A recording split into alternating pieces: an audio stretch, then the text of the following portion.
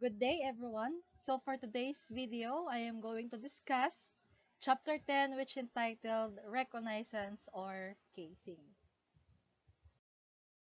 So, what is reconnaissance or casing? So, when we say reconnaissance or casing, it came from the French word reconnaître, which means to recognize, from a Latin word recognoscere, which is a military term denoting or examination of an enemy position or movements, or of a tract of a ground. So when we say reconnaissance, naturally it vary indefinitely according to the purpose for which they are undertaken. Reconnaissance or casing is a visual inspection of an installation or an area. So, ibig sabihin, you need to observe or you need to inspect a certain area, okay, or a certain place, which is the enemy's position is present. Okay? It is a reconnaissance or a surveillance of a building. Okay? So when we say casing, reconnaissance, it is a surveillance of a building, a place or area to determine its suitability for intelligence use or its vulnerability in an intelligence operation. Ito po yung pagsisiyasat sa mga lugar, which is an intelligent valuable. Okay? Which is valuable to intelligent operation. And with that, when we say reconnaissance or casing kasi, it is a military observation of a region to locate the enemy or a certain strategic features. Ano ba yung inobserve mo doon sa place na yon? Doon sa enemy's location na yon, yun ba ay nasa bulubundukin? Yun ba ay nasa rural? Okay, nasa urban areas ba siya? Okay, so you need to conduct a surveillance to that certain place of the enemy. So that is the so-called reconnaissance or casing. Okay, so that you will be able to know its vulnerability or its weaknesses. Okay, in terms of intelligence operation. Okay. So what is the purpose of intelligence or reconnaissance or casing? Okay. Number one, it aids in the planning and operation by providing needed information. So, syempre, before you conduct planning, it is significant or it is important that you need to conduct first surveillance to that certain place. Okay? So that you will be able to know ano ba yung ruta sa papunta doon, ano ba yung mga dapat na i-observe. Okay, ano ba yung mga hazards or mga danger na present doon sa place na yon para nang sa ganun ma-prevent mo yung mga hazards na yon when you are conducting intelligence operation. Okay? So it aids in planning and operation. It assists the agent handler. Okay? It assists the agent handler to instill confidence in his agent during briefing phase by being able to speak knowingly about the area of operation. So sabihin na natin, nakapag-survey na sila or nakapag-casing na sila doon sa certain place na yon. So ngayon yung agent handler, okay, or yung team leader ng grupo na yon is knowledgeable na doon sa place na yon so that maging confident siya sa mga sinasabi niya sa kanyang mga agent. Okay, about the area of the operation, he is being able to speak knowingly or knowledgeably about the area of operation. Okay, it provides help, okay, because it is very important and significant in planning and also during briefing. Dapat alam mo na yung mga possibilities na pwede nyong ma-encounter during the operation. And it is also considered as a security measure because it offers some degree of protection for those operating in an area unfamiliar to the intelligence personnel. Okay? So what is the general principle of casing or reconnaissance? Okay, so number one principle is know the best route to get there. Okay? So dapat alam mo yung mga ruta or yung mga daanan papunta doon sa place ng operation nyo. That is very important kasi nga, how are you going to do your operation? How are you going to conduct intelligence operation kung hindi mo naman alam yung daan papunta doon sa place ng operation ninyo? So, you should know the best route to get there. Kung mas maganda po, alam nyo po yung pinakamabilis na way para makapunta doon. And then, know how to conduct yourself without attracting attention. So, dapat hindi po ma-obvious yung mga movements natin while you are conducting your operation. Para hindi po kayo ma-burn out. Okay? Hindi po ma-burn out yung operation ninyo or even the identity of the agents. Know what security hazards are in the area. Okay? Ano ba yung mga hazards doon? Ano ba yung mga source of danger? Okay, kung bundok man yon, 'di ba? For example, ang mga enemy nyo is mga NPA. You are conducting surveillance to the place of NPA. Okay, so ngayon, pag pupunta ka doon sa area nila, alam mo dapat yung mga hazards. Karamihan naman kasi ng mga NPA nasa mga bundok, they are hiding there. Okay, so dapat alam niyo yung hazards kagaya na lang ng mga bangin, okay? Or possible yung mga terrain, okay? Kung gaano ba ka-dangerous yung pag-hike nyo doon bago po makapunta doon sa place nila.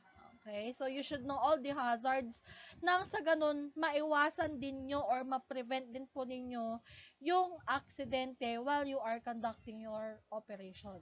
Para hindi naman po kayo yung mapunta sa alanganin. Okay?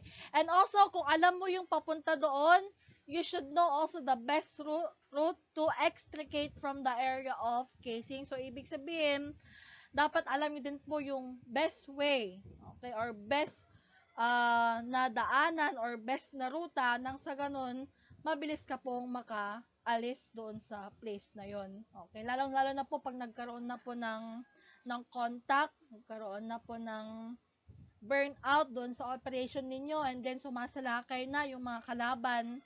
Okay, so dapat you know how to extricate from the area of casing. Okay, to be free or to be removed from that certain area. Okay, and then, what is topographical reconnaissance? Okay, so it is practically a survey of a track or a country or route, okay, comprising both a map and a report so to its advantages and disadvantages. All reconnoitering work of this is done by officers with small patrols, escorts, or assistants. Okay. So when we say topographical reconnaissance kasi, it is also known as geological reconnaissance or photographic intelligence.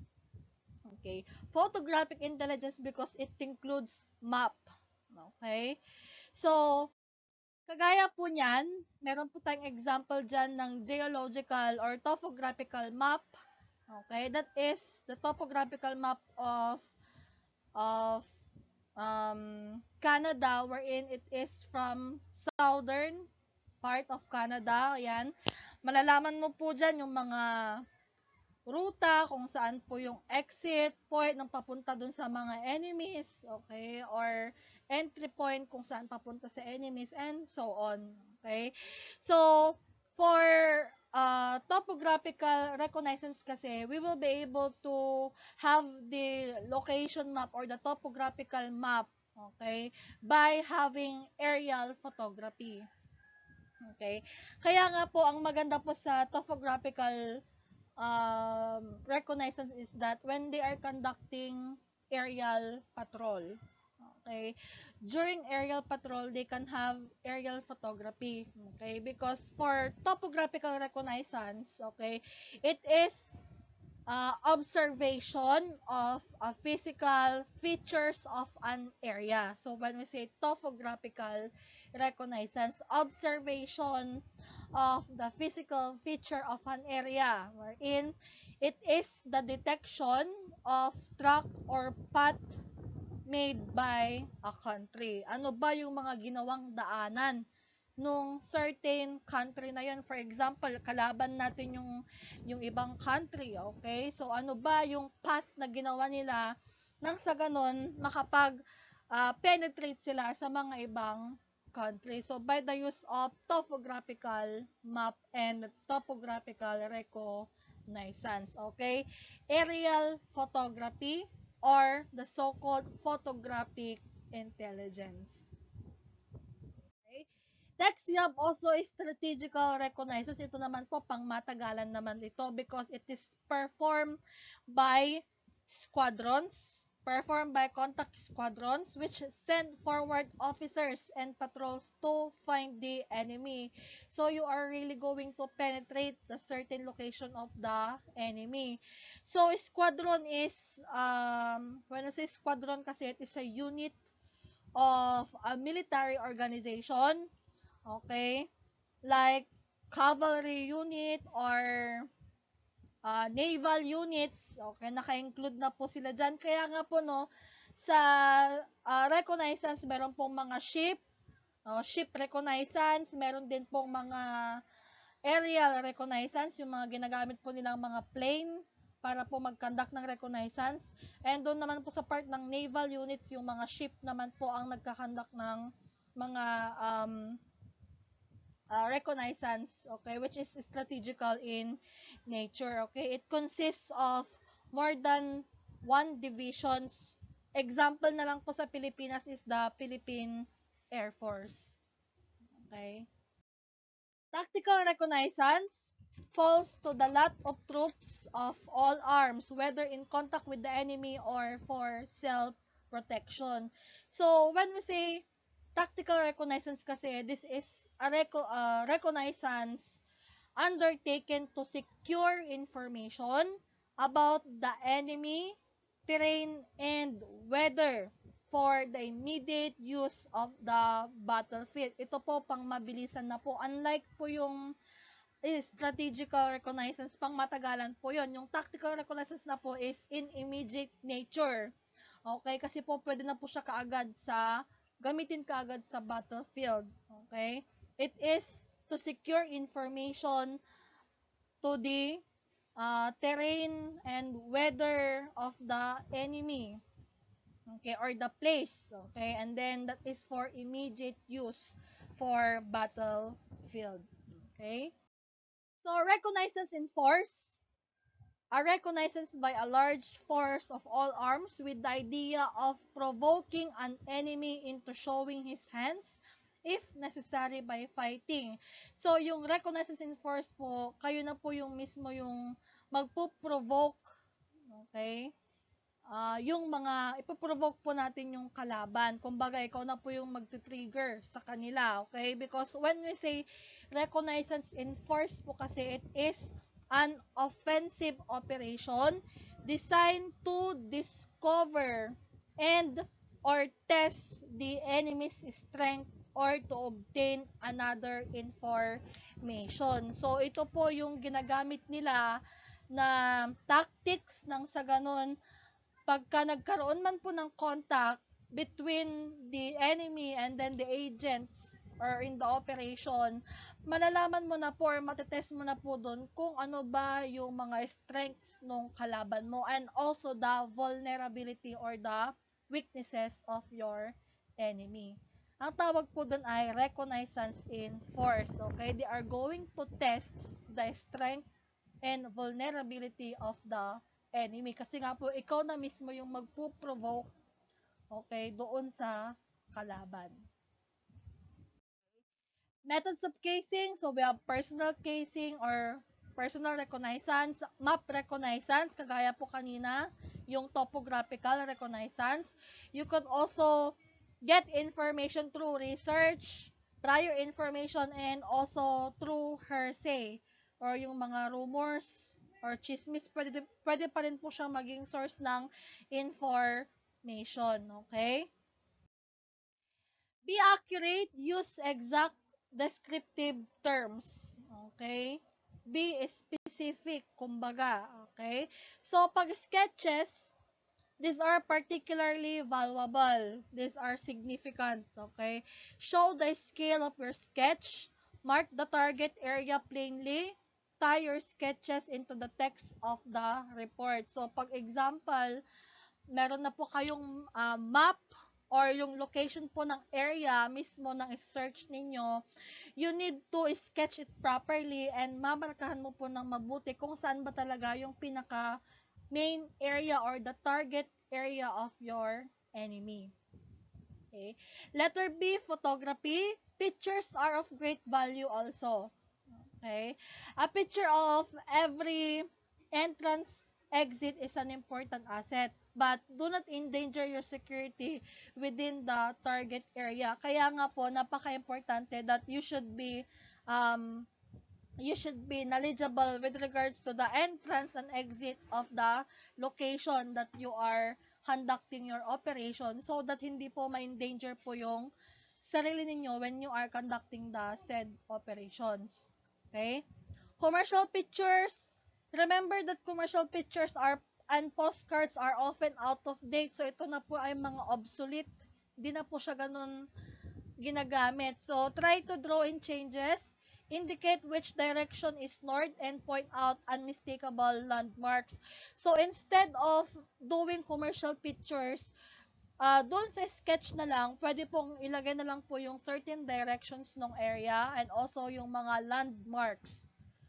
Okay, mga landmarks. Okay? It should be detailed.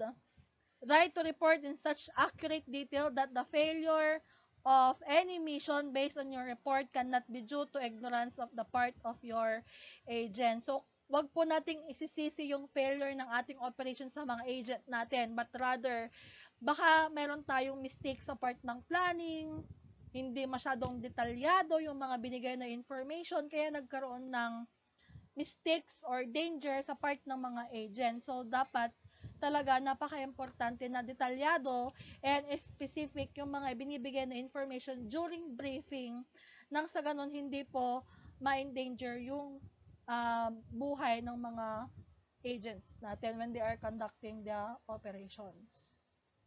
Okay. Categories of desired information in casing. So, we have active opposition. Active opposition, all organs of every security system whose task is to prevent intelligence activity in a given area. Okay, ito po yung mga humahadlang doon sa mga intelligence activity sa kanilang given area kasi nga possibly hindi po pwedeng mag-conduct ng surveillance, hindi pwedeng mag-conduct ng casing doon sa kanila, okay? Sila yung mga hadlang doon sa um, information na gusto mong makalap, okay? This includes not only the enemy but also the efforts of neutral or allied countries. Okay, yung mga associate po ng mga countries natin, okay, yung mga allied countries, okay, to discover and observe our intelligence activities and learn its objective. Remember that the country with either neutral or allied today may anytime in the future become the ally of the opposition. So, ibig sabihin lang po niyan na in the future, there is a possibility na yung mga kasama mo ngayon, yung mga associate mong country, possibly maging associate din po yan ng mga kalaban. And they are being considered as active opposition. Okay. We have also area conditions and habits. Okay, description of the locality. Ano ba yung meron doon sa locality na yon as to whether the place is a residential, bahay-bahay ba siya, commercial, marami bang mga buildings, marami bang mga bentahan, okay, kagaya na lang po sa mga cities, okay, rural or highly urbanized area. So, dapat po malaman po ninyo yung location po ng enemy ninyo kung saan po sila nandoon, okay, kung residential, commercial, rural or urban. Okay? Disposal plan, dapat meron po tayong disposal plan kasi if possible magkaroon po ng burnout sa operation ninyo. Okay? So, dapat Pag na-compromise man yung operation ninyo, alam niyo yung gagawin ninyo, okay? So, disposal of the information in case of possible compromise. Okay? If ever lang naman magkaroon ng burnout or compromise doon sa operation ninyo, so dapat meron kayong disposal plan. You have also escape and evasion plan. Okay? The exist planning in case of emergency from immediate focal point, the general area, and completely the specific area. So, for example nga, na-compromise na yung operation ninyo, so dapat alam nyo kung paano mag-extricate doon sa area of enemy. So, what is the 5 fundamental principle of casing? Siyempre, to gain contact as soon as possible and maintain continuously. Maneuver freely and conformity with the operation. So, mag-dry run kayo. Okay? For example, papunta kayo pa lang doon sa area ng enemy. You conduct a dry run. Nang sa ganon, ma-practice ninyo ano ba yung mga possible na pwede nyong ma-encounter. Okay? To fight only when necessary. Okay? Pag kinakailangan lang. Pero pag hindi po kinakailangan, then you need to stand still. Okay? To report all items of information. So, wag po tayo magkikip ng information. Lahat po ng mga pangyayari, kailangan po natin itong i-report sa ating mga agent handler. And also to develop the situation. So, yun po yung mga 5 na fundamental principles of casing. So, what are the steps in the conduct of casing? So, number 1 po, preparation. Yan ang pinaka-importante na step. You should be prepared. Dapat equipment, personnel, lahat yan, location map, okay, and all other items, and ano ba yung mga things na pwede nyong gamitin during your operation, okay? Most especially your location map. Okay? Sketch of the adjoining establishment and prominent features. Okay? Dapat po meron din po kayong mga sketch doon sa mga adjoining establishment o yung katabing mga establishmento noong area na mismong operation ninyo. A specific sketch of floor plan or main target. Okay? Detailed features of inner portion of target and its description, photographic of casing target. So, lahat po ng description, lahat po ng sketch, at ganun din po yung mga pictures or photograph, dapat po ay nakahanda para po sa briefing ng mga agent natin. Actually, to have an additional information about reconnaissance and casing, ginagawa din po ito ng mga kapulisan natin in terms of bypass operation, and even yung mga pag-fight nila sa mga drug cases, yung mga den, dive, or resort, okay? For example, den, dive, or resort, yun po yung place kung saan po nagbebentahan ng droga, doon na din po sila gumagawa ng droga, doon na din po nila kino-consume or use yung drugs. That is den, dive, or resort. So, bago po mag-conduct ng operation, nag-casing po muna sila o reconnaissance.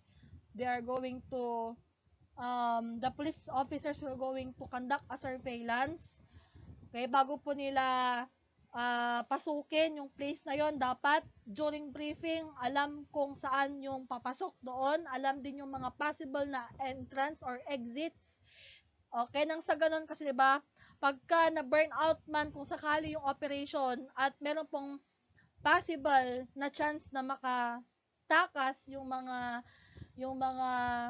subject ninyo, is that alam mo kung ano yung mga possible na exit points na pwede nilang daanan at makatakas. Okay, that is really very important na dapat before they conduct operation, they need to first conduct casing or reconnaissance to the place of operation. Okay? So, reconnaissance and casing is one of the best way to have a successful operation. Okay, so chapter 10, reconnaissance and casing. So I want you to remember all of our topics that I have discussed a while ago. And that's all for today. Please be updated for more videos. So thank you and stay safe.